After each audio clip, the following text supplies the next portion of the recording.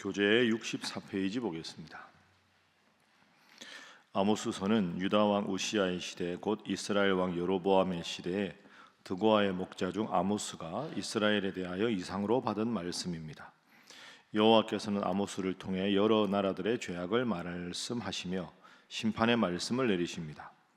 여호와께서는 먼저 다메섹의 서너 가지 죄로 말미암아 벌을 돌이키지 않는다고 하시며 심판의 말씀을 하십니다. 뒤이어 가사에 대한 심판이 나오며 두로와 에돔과 암몬에 대한 심판이 순서대로 나옵니다. 오늘부터 이제 아모스서를 공부하겠습니다. 아모스는 구약의 아주 위대한 선지자인데 우리가 이제 자주 다루기는 어려웠던 그런 선지자입니다. 오늘 1절 말씀을 한번 보시죠. 자, 1장 1절 함께 읽어보겠습니다. 시작. 유다 왕 우시야의 시대 곧 이스라엘 왕 요아스의 아들 여로보암의 시대에 지진전 2년에 드고아 목자 중 아모스가 이스라엘에 대하여 이상으로 받은 말씀이라. 아멘. 아모스는 드고아의 목자입니다. 목자인데 하나님의 말씀을 받고 선지자가 된 겁니다. 그런데 1장 1절 다시 보시면 유다 왕 우시야의 시대, 북이스라엘은 여로보암이 다스리던 시대다, 이렇게 나옵니다. 자, 그러면 아모스 1장 1절을 읽으니까 앞에 읽은 선지자 누구하고 시대가 겹친다, 이런 생각이 나십니까? 그게 나야 되는데 얼마 전에 했는데 호세아. 그러니까 호세아와 이 아모스는 여로보암 2세 시대, 같은 시대에 활동을 한 겁니다. 여로보암 2세는 우리가 계속 보지만 이제 사울 왕, 그 다음에 다윗 왕, 솔로몬 왕, 르호보암 왕까지는 한 12지파가 나라였다가 그때 남유다와 북이스라엘 이렇게 분열이 되지 않습니까? 그러니까 분열이 쭉 된 다음에 남유다는 남유다를, 북이스라엘은 북이스라엘대로 이렇게 쭉 나라가 따로 되는 거죠. 그러니까 오늘 1장 1절에도 유다 왕 우시야가 다스리던 시대였다. 근데 그 시대에 북이스라엘은 여로보암이 다스리던 시대다, 이렇게 설명을 하는 겁니다. 그러면 북이스라엘의 여로보암 2세, 처음에 나라가 갈라질 때가 여로보암이 있었으니까 이 여로보암 2세가 다스리던 시대는 기원전 793년부터 753년까지, 기원전 8세기지요. 왕위를 40년 동안 했습니다. 793년부터 753년이니까. 그러니까 북이스라엘의 13대 왕이 이 여로보암 2세인데 북이스라엘 왕 중에서 40년을 다스린 왕이 거의 없습니다. 그러니까 이 여로보암 2세는 북이스라엘의 왕 중에서 아주 유명한 왕이고 오래 다스렸던 왕입니다. 그런데 제가 호세아서 말씀 나눌 때 여러분에게 설명을 드렸는데 여로보암 2세는 드물게 북이스라엘의 전성기였습니다. 조금 과장해서 말하면 이스라엘의 다윗과 솔로몬 시대에 버금갈 정도로 무역도 많이 하고 영토도 넓고 시대도 아주 평화로운 시대였습니다. 결정적인 차이가 있다고 말씀드렸죠. 다윗과 솔로몬 시대의 전성기였던 이유는 다윗 왕과 솔로몬 왕이 하나님을 잘 섬겼기 때문에 하나님의 복을 받아서 전성기가 된 것이고, 이 여로보암 2세가 다스리던 시대가 전성기였던 이유는 여로보암 2세가 하나님을 잘 섬겨서도 아니고 백성들이 하나님을 잘 섬겨서가 아니라 일시적인 소강 상태입니다. 그러니까 그때는 백골을 다스리는 주변 나라도 없고 그때는 주변에 아주 힘든 상황이 없기 때문에 때에 따라서 날씨도 좋고 무역도 잘 되고 나라에 큰 어려움도 없고, 그래서 잘한 게 없는데 전성기를 누리던 시기. 제가 말씀드렸죠. 물질적으로는 전성기인데 영적으로는 타락기다. 이때가 정말로 조심해야 될 때입니다. 내가 하나님 앞에 잘못했는데 벌을 안 받으니까 내가 잘못했다는 생각을 못하는, 어떻게 보면 전성기 같지만 가장 위험한 시기입니다. 이때 하나님께서 선지자를 보내시는 거죠. 호세아 선지자도 활동을 하고 아모스 선지자도 활동을 했으면 어떻게 다르냐? 호세아서의 주된 가장 중요한 주제는 하나님의 사랑, 하나님을 사랑하며 살아가라, 이게 이제 호세아서의 주제입니다. 그래서 호세아서 6장 1절부터 3절이 중요하죠. 우리가 여호와를 알자. 힘써 여호와를 알자. 하나님을 알고 하나님을 사랑하는 마음을 회복하라. 그러니까 호세아서의 중요 주제는 하나님과 백성의 관계를 회복하라. 이게 주제고, 오늘부터 볼 아모스서의 주제는 하나님과 백성의 관계가 잘못된 결과가 어떻게 되느냐. 가난한 사람을 착취하고, 부자들은 부패를 일삼고, 정치 지도자들은 타락하고, 사회가 완전히 혼란한 시대가 돼버린 겁니다. 그래서 이 사회를 정의롭게 바꾸자. 이게 아모스서의 주제입니다. 그러니까 호세아는 하나님과의 관계를 회복하자. 이게 주된 관심이고, 아모스는 하나님과의 관계가 틀어져서 이 사회가 혼란이 되었으니 이 사회 정의를 회복하자. 그래서 사회 개혁하고 하는 사람들이 제일 좋아하는 성경책 중에 하나가 아모스서입니다. 그래서 아모스서 주제가 5장 24절인데 오직 공의를 물같이 정의를 하수같이 공의와 정의를 강조하는 책이 호세아서다. 아모스서다. 이렇게 기억을 하시면 되겠습니다. 자, 그래서 1장 1절에 다시 보시면 유다 왕 우시아가 다스리던 시대는 북이스라엘의 여로보암 2세가 다스리던 시대인데 드고와 목자 중에 아모스가 이스라엘에 대하여 이상으로 환상으로 받은 말씀이다. 중요한 게 또 하나 있습니다. 자, 아모스가 드고아 사람입니다. 여러분, 드고아가 남유다일까요? 북이스라엘일까요? 남유다입니다. 남유다. 그런데 이스라엘에 가서 아모스가 선지자 노릇을 한 겁니다. 하도 사회가 타락하니까 하나님이 남유다에 사는 아모스를 불러서 너 북이스라엘 가서 예언을 하라. 왜?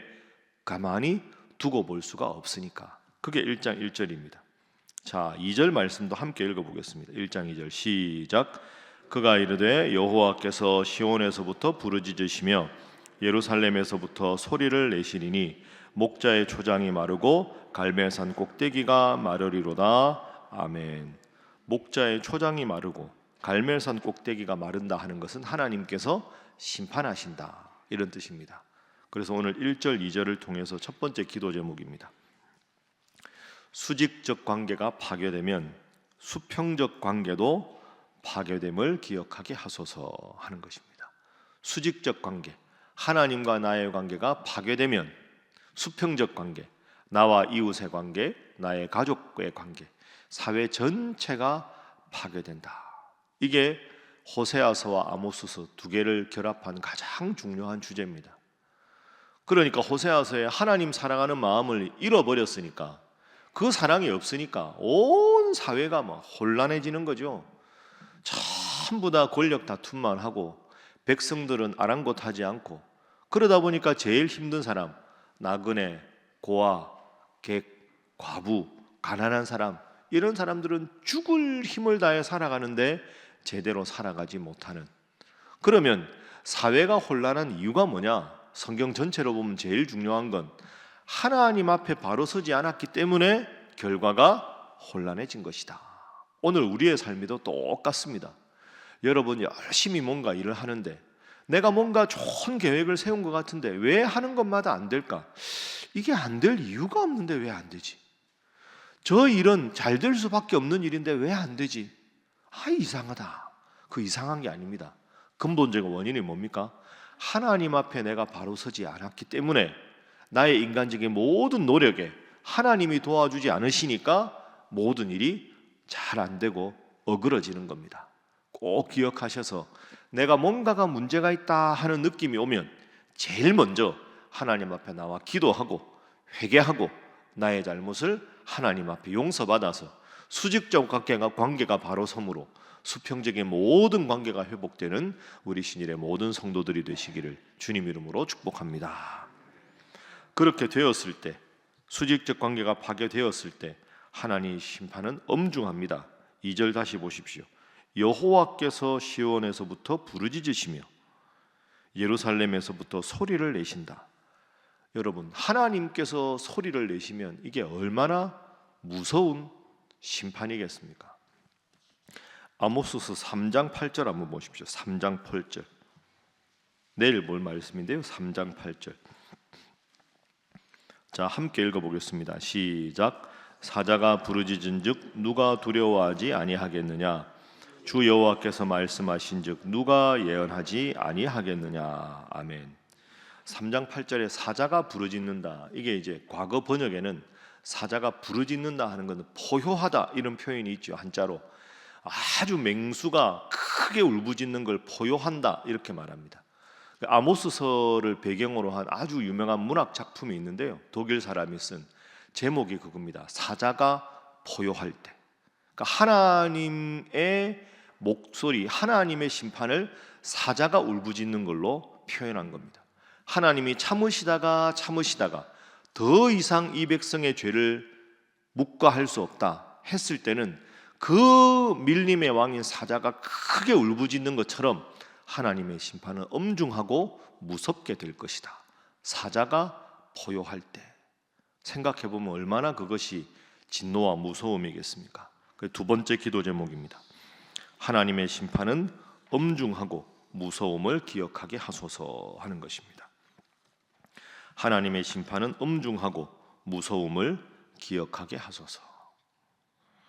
계속 선지자들을 보내서 경고하시고 수많은 경고를 하시는데 그 경고에도 아랑곳하지 않으면 하나님은 결국 사자가 포효하는 것처럼 하나님께서 이전에 말씀하신 대로 여호와께서 직접 부르짖으시고 소리를 내시면 그 진노와 그 소리를 감당할 자가 없다.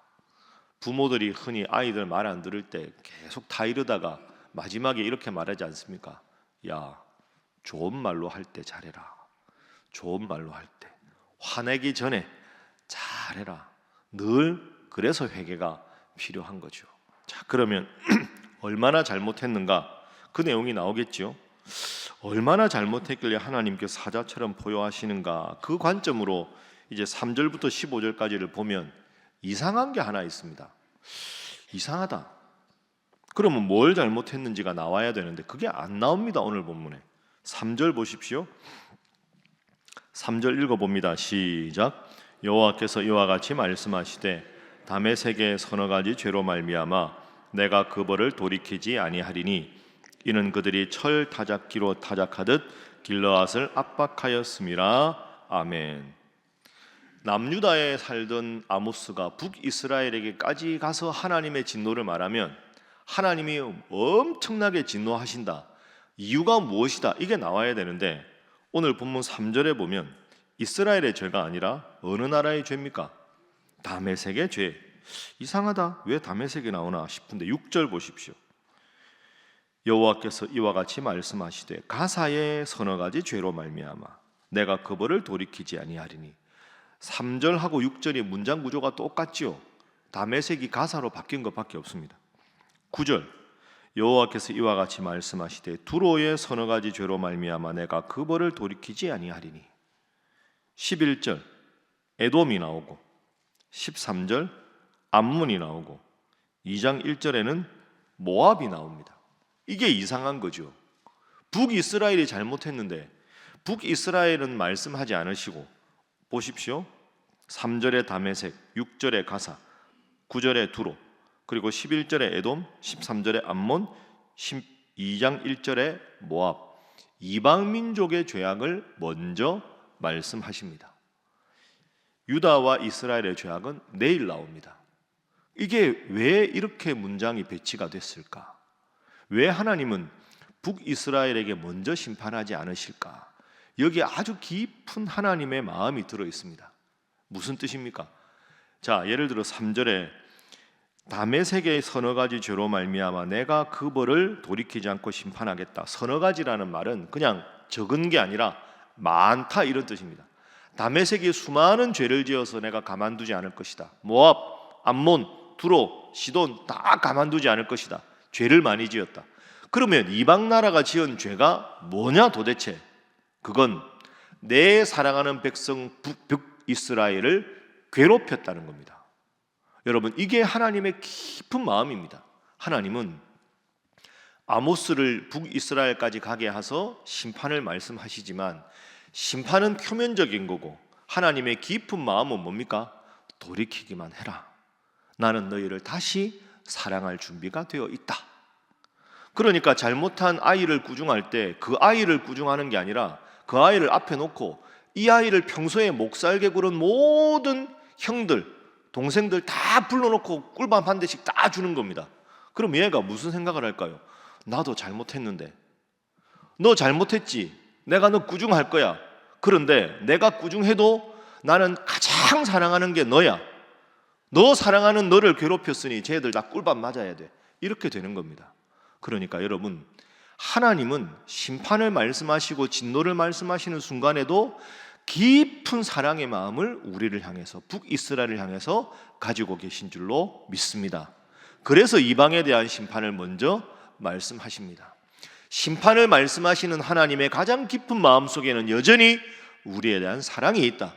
내가 하나님 앞에대로 잘못해서 하나님 앞에 심판을 받아도 하나님은 나를 그 순간 버리신 게 아니라 돌이키기만 해라, 돌아오기만 해라, 나는 그래도 너를 가장 사랑한다.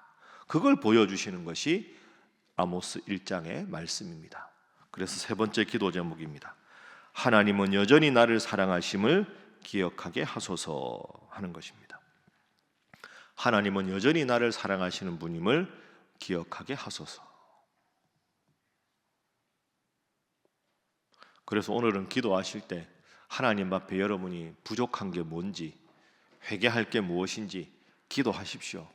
그런데 기도하고 돌아갈 때 꼭 마음을 이렇게 가지십시오.